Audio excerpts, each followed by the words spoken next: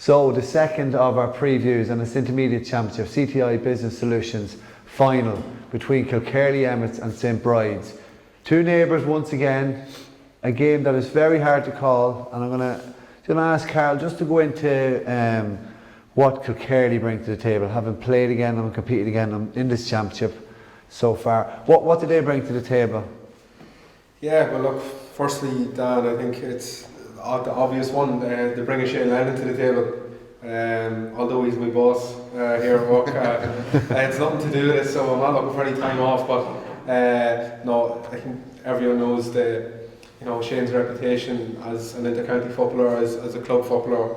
I think even as a college footballer, he's been a fantastic player over his career, and we've seen it in the group games and the knockout stages already here in the championship that he still has it in abundance, and he's definitely a massive handful for any team, whether it be, in my opinion, whether it be a senior team or obviously an intermediate team. I think he's a really, really hard man to stop.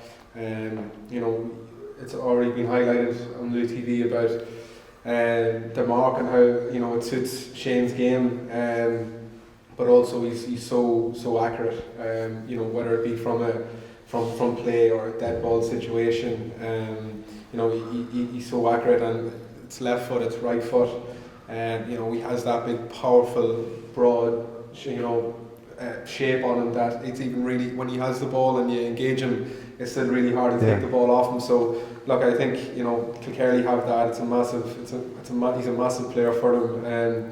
But they've also some very, very good talented players and lads with great pedigree. And you look at obviously Ty McInerney, is a quality player. I think a lot of people speak about Ty, and he's only one-footed, but people can't really stop him. It's a hell of a one-foot, Instead of a left, but a left footer usually likes to cut in and likes that hook shot or that hook kick. Ty will run straight on you on his right hand side, and he'd still pop it over with a punt kick on his left. So they bring that twin pronged attack. Yeah, without a doubt. But I could go through. Yeah, we will. We'll get more. Yeah, we'll get more deeper into it. But I want to just get the Brides and have a chat. Stephen, you've seen the Brides close hand this year a lot. Twice, yeah. So what are they bringing? What's stylistically? I've been very impressed with them, Dan. Like a feature of our game this year. Once they get into it, Dan, they have a tendency to keep teams at arm's length, and I think especially in a final, I think that's a great quality to have going into a final. Their defensive structure, a bit like Lanea, their defensive structure is very impressive, and it's struck out to me, Dan. Obviously they played the Cavs twice, and then the comprehensive win against Roche in the group, and then they went on to beat, I think it was the Americans, and then obviously the O'Mahonys in the semi-final. They have a couple of very impressive footballers, and I think the Brides work well as a unit. It's actually quite a young and up-and-coming team there. So, look, they're being written off, Dan. I wouldn't write them off as much as they are being written off by most. Obviously, Kilkerley would be favourites going into the game, but I have a funny feeling, Dan, that they could snatch it on Saturday. I think, as I said, a young, up-and-coming team means an awful lot to them up there. There's a great buzz about the place. I was up there this afternoon, bunting flags, a lot up there. So I've been very impressed with them, Dan. They really work well as a unit. Young team, fit team as well. And obviously the experience of the likes of Mulloy and Aaron Hoy as well coming off the bench. Aaron would have come up against Aaron Fra. We came off the bench last day for his first few minutes. Aaron had a brilliant career. We spoke about it earlier there. Actually, we were saying not too many people would have played in the forward line for his county and in the full back line. Plenty of talent, real good experienced guy to be able to bring in if it's tight. Interesting to see if they bring him in as a forward or as a defender. But if they needed a couple of scores late on, he'd be a very reliable guy getting onto that left foot. And he'd be no problem, he'd tap over a couple of scores, no bother. The Brides might suit them to be wrote off to a degree. Yeah. They can kind of batten down the hatches this week. Say, they were written off against the Humanities. They were written off against the Humanities. And I think that might suit them actually. The scoring power is the big thing with Kilkerley. They're racking up big scores. We watched them here against the Clans a couple of weeks back, and they were coming from all angles. There was goals in them. The mark was working perfectly. Ty McEnany was. You talk about that coming in on the left foot. It's Sean Kavanagh done it with Tyrone for years. Like just a little drop of the shoulder. You knew it was coming, but you couldn't stop it. Yeah. And that seems to be the way that the certain defenders that's coming up against them is. They know he's going to come in, but when is he going to come in and do it? Again, free taking. You have a specialised free taker in Shane Lennon on one side, likewise in Tyg on the other side. I was very impressed with Ewan McIntyre that night as well. Yeah. Real Just a lot of pacey, work, real gamey guy. Small guy, but great work rate. And James Fagan, obviously you had said he didn't play last year. I didn't realise that. He's a massive boost back for them as well, because he's a real steady, intelligent, gets through a lot of work, the unsung stuff maybe. So I just think maybe push comes to shove, and Kilkerley just maybe have too much scoring. Yeah. You mentioned something at the start of the mark rule. Ogie, in terms of the mark, is that the biggest rule that's had the highest impact on the Louth Championships? Yeah, I think so. I think this won't sound right. I think it's because there's still a lot of confusion around it. Okay. I still think defenders get caught out. Did he call off the mark there? Was the mark given? Yeah. They tackle, they don't give away free, got back off. Oh no, it wasn't given. It should have gone in. This type of thing. It took a little while for him to really get bedded in, and for defenders to get to grips with it. It cost a few scores for a few teams early on. You know what I mean? Eventually they got to grips with it. But no, I think it's at this stage let's try to test it. You know, you could say Kilkerley are the first team, even in senior, across all three grades, that have grasped that rule ahead of the club. You were commenting the very first LuTV game was Clans and Kilkerley in the league. The league game, and neither wanted to lose it, but at the same time, neither wanted to show a hand too much because they knew they were drawing each other later in the times. And already I thought they were up and running Kilkerley with it. It was more so though the defenders were getting just caught between two minds, and then even then one or two people were calling for the mark when they had no right to call and getting away with it. You know, because the defenders went, is it a mark? And you just bought yourself a second or two by accident. On the Brides, I always found them to be a very systematic team. Even when Aaron Hoy was in his tips and he was full forward, you had 14 lads who would run the socks off to get him the ball or to get a score off him even, and to aid him in any way, shape or form. They were always systematic, and they'll do the same. They was dogged, absolutely dogged. And sometimes when you say that, it sounds like it's ugly football. It's not necessarily ugly football. They're so lovely, intricate passing, but they will hound you when you're on it. Yeah. So, but I don't want to jump in on the Love Fest. Karl, obviously, he's mad with Shane then. What a boss to have. He is a classy player. He really is. He's unbelievable. And honestly, he's absolutely unmarketable. And the Brides need to figure that out. They really need to find a Karl, who's going to match up best for the Brides in terms of marking up Shane Lennon and even Tyg? Look, to be honest, I don't think there's many players in the county they can stop that. They can stop Shane as in that 1v1 battle.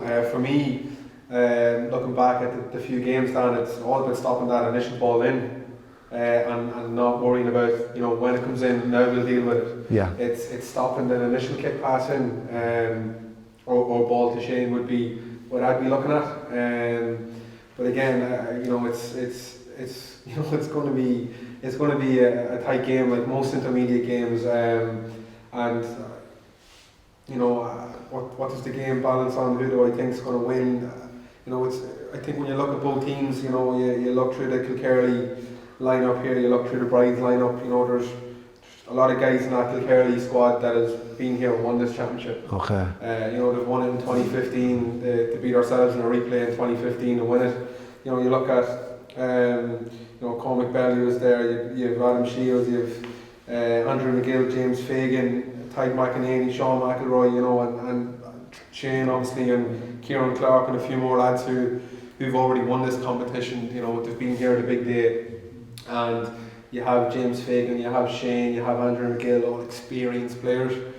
And you look at the Brides 24, the Brides panel, albeit there's loads of quality and pedigree there. They're all young. When I say young, and they haven't got the experience I feel that Kilkerley have. And like you were speaking about earlier on, Fred, is this is their first big day out. I think They were in the final in 2013. I'd say looking at It's 53 years done since the last won a championship. championship. I think a lot of the lads would have won a minor championship. The likes of Michael Keane, Paddy Riley, and there's Richie Halfpenny. There's a few more lads there who would have won a minor. But 7 years ago, it's 2013, Dan, and when you look at the age profile of some of these guys, not a whole pile of them would have played in it. But you look at, you even just look at the squad here with Conor Dean and Michael Keane, Paddy Riley, all the guys who would have been 20, 21 around that time. Yeah. And it's also, I think Kilkerley. I think 5 actually that team played in 2013. Yeah. Kirk and Riley and a couple others up front. But do you think in terms of last year's pain for Kilkerley, losing the final, do you think that is going to push them over the line as well as their quality? Not necessarily. From a personal perspective, obviously we lost the final last year when we had hoped, something similar, but it just doesn't happen like that sometimes. You have to prepare right, you have to do, as again we spoke about the quick turnaround a week from semi-final to final, but you really just have to do the same things you were doing. Obviously they're working, they've won every game, they're going well. Trained on Tuesday night, trained Thursday night, and you're straight into the game on Saturday. So don't think they were probably out of the game against Mattock in the final last year after 15-20 minutes to be very disappointed with their own performance, and obviously they'll be saying we're not going to let this happen again. There's no guarantees in life, as we know. There's no guarantees that it'll just happen for them on the day, but going back to the mark, and we spoke about the individual, how do you stop Shane Lennon? They're the best team. I was just, when you speak about the mark in general, I was kind of thinking, haven't really seen it that utilised as well at senior level. No. In any of the games. Now, I said to you, I thought the Moctas would be an ideal team to do that. Set up Casey Bourne inside maybe, and that would have been ideal with his Aussie rules background, but it didn't develop that time. But Kilkerley have definitely worked on it. Shane's involved in the management side of it with Kilkerley, so maybe that was a ploy early in the year. Let's use me for that, you know what I mean? Yeah, he's involved with Sean Doherty, former player. Mark Clifford has moved in, and Kieran Carr, who's moved in as well.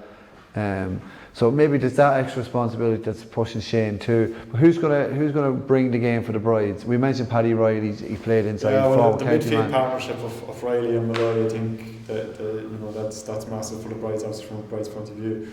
Sean Murray, I think he needs a big showing on Saturday down if the Brides are to have any chance. He has quality. He's been quiet enough in the championship so far, but on Sean Murray's best day, could have 7 or 8 points in him down, and that could win you a championship final easily. But on the other hand, of course, you've Kilkerley with the scoring power, and they're the words that were used with McEnany, with Lennon. They have a nice blend of youth and experience. Is there a shock though? Is there another way you throw kind of something into the mix for a final? I know Paddy Riley played full forward the weekend.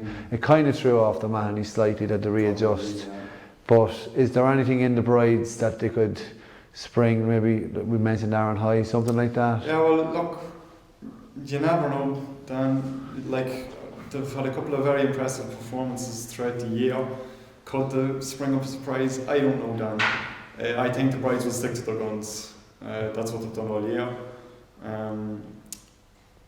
I have a funny feeling, Dan. You think that? I have a funny feeling that they could do it. The Brides will do it? I have a funny feeling, Dan. I don't think it'll be a surprise. I don't think it'll be springing up surprises. It'll just be down to it. But I just think, I have a funny feeling that they'll do it. Right, so funny feeling. Yeah. Ogie? No, I think that Kilkerley have too many big name players, too many big games in them. I can't see them being beaten. No, Kilkerley. Fra, going to push you in your protection? I'll go Kilkerley, I think by maybe 4 or 5 points. Right. And Karl, final word with you? Yeah, no, look, I probably think the same, to be fair. Kilkerley by 4 or 5. But I know I would have spoke a whole pile about Kilkerley there and what they were good at, etc. Declan McCoy will, I think this is his 3rd year with the Brides. I've coached against him and I've coached against that Kilkerley team. He will have them organised, no doubt about it. But if Kilkerley's big name players play well, if their team performs how they have been performing, I can't see anything else but a Kilkerley win. Okay, so a bit of a mixed panel for the CTI Business Solutions preview on the intermediate final between Kilkerley Emmets and Brides. That's this Saturday at 6 o'clock.